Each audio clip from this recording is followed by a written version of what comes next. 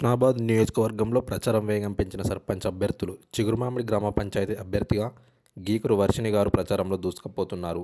ఈరోజు ఇంటింటా ప్రచారం చేస్తూ మండల కేంద్రంలో భారీ ర్యాలీ నిర్వహించారు.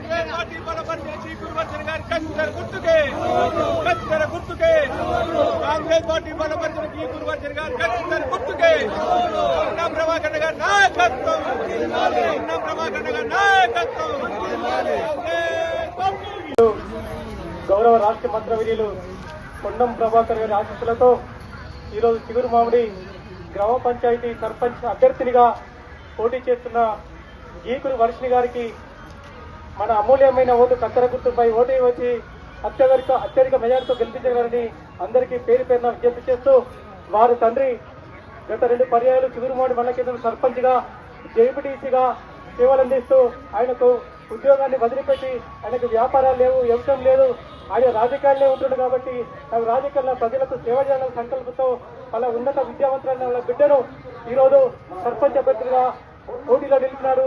కాబట్టి గీకు రవీంద్ర ఆశయ సాధన కోసం వర్షిణి గారిని అత్యధిక మేరకు గెలిపించాలని పేరు పేరున విజ్ఞప్తి చేస్తూ కత్తెర గుర్తుకే సమయం లేదు.